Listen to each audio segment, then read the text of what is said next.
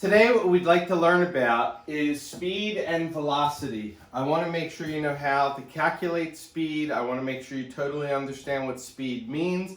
And I want to make sure you understand that, how speed and velocity are different from each other. Okay, so if we have an object like, in this case, a squirrel, and he's running across a fence, and we want to know how fast is he moving, what is his speed? Hopefully you realize that speed requires two different components. You need to know the distance traveled by the object, and you can measure that distance in all kinds of different units. You can do that in meters or feet or miles or kilometers. And you need to know how much time it takes for the object to move from the beginning to the end. Once you have those two things, you then find the speed by doing the distance divided by the time. Your units for your speed will be predicated upon what you use for distance and time. So it might be meters per second, feet per second, miles per hour, kilometers per hour. Okay, so in this case we have Delsey's marching band moving across the field. We want to know what their speed is. So what we do is, as these people are marching, we want to find out how fast they're moving. So we pick a spot, maybe the 30-yard line, and when they reach that 30-yard line, we're going to start timing them. So we'd start our timer now. Then we'd pick a finish line, maybe the 40-yard line, and when they reach that location, we would stop our timer. And then to find the speed, we simply again do distance divided by time. In this case, our distance was 10 yards, and our time is whatever we have on our stopwatch. When we do distance divided by time, in this case, we're going to get an answer in yards per second. We could then convert that to meters per second, miles per hour, kilometers per hour, or whatever other unit we'd like to use. Okay, here's an example where we have a soccer player taking a penalty kick. So it's going to travel a distance of exactly 11 meters. And if we time it, we could figure out just how quickly that soccer ball was moving. In this case, it might be best to time it by using the frames. So you count how many frames it took the ball to get from the starting point to the ending point. And then if you know there are 30 frames per second, you can quickly work out the time. So in this case, it took 12 frames.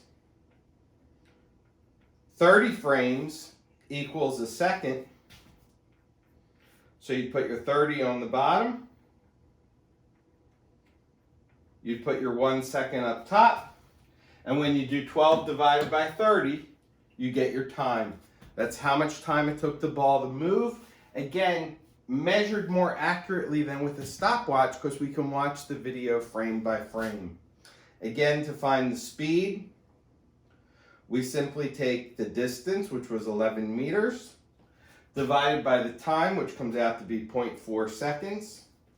And when you get your answer, that answer will be in meters per second. Again, you can convert it to miles per hour, kilometers per hour, or leave it in meters per second. Okay, I'm going to ask you to measure speeds of some objects on your own. So you're going to do this car, and you're going to do this on your own. You'll each get different numbers. You'll each get a different car moving at different speeds.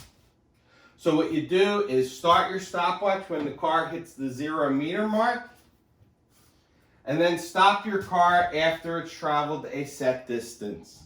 In this case, it was 400 meters, but when you do this on your own, it may be different. Okay? You're going to take whatever you get for the distance, and I shortened mine. In this case, it is 100 meters. And then you divide by the time, so in this case it is 16.03 seconds, and that will give you the speed of your car.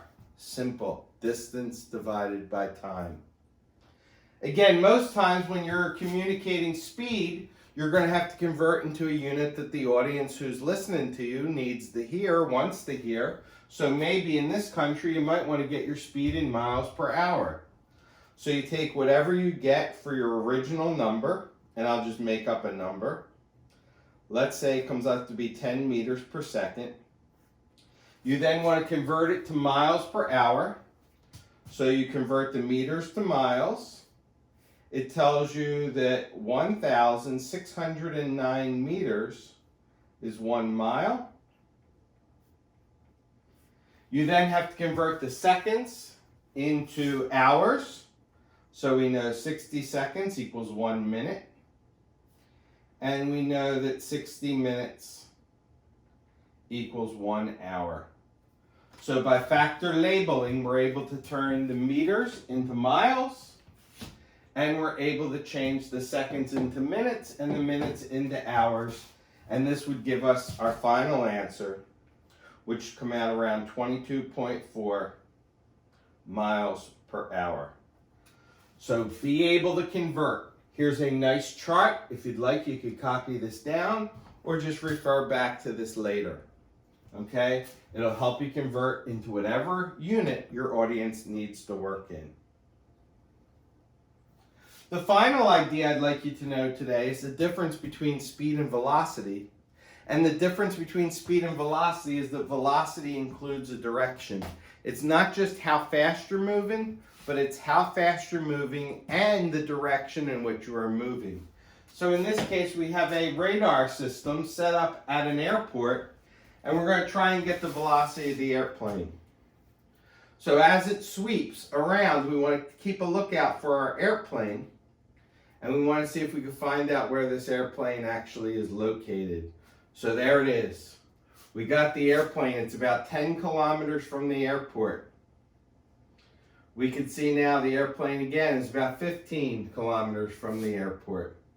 And then finally, on this final sweep where I stopped it, 87 seconds after departure, the plane is about 22 kilometers from the airport. So again, I do distance over time to see how fast it's moving. In this case, it went 22,000 meters in a time of 87 seconds. I divide and I get how fast it's moving, but then I need a direction, and you can see 0 degrees, 90 degrees, 180 degrees.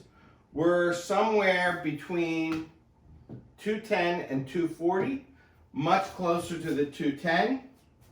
In fact, this would be 220, so we're probably looking at an angle of about 217 degrees. So your final answer for velocity, you would divide and get how fast in meters per second, and then you would say at an angle of 217 degrees. So I'm going to post a couple of problems I'd like you guys to try to make sure that you understand what we meant and how we calculated both speed, that is how fast we're moving, and velocity, which is how fast we're moving, and the direction in which we are moving.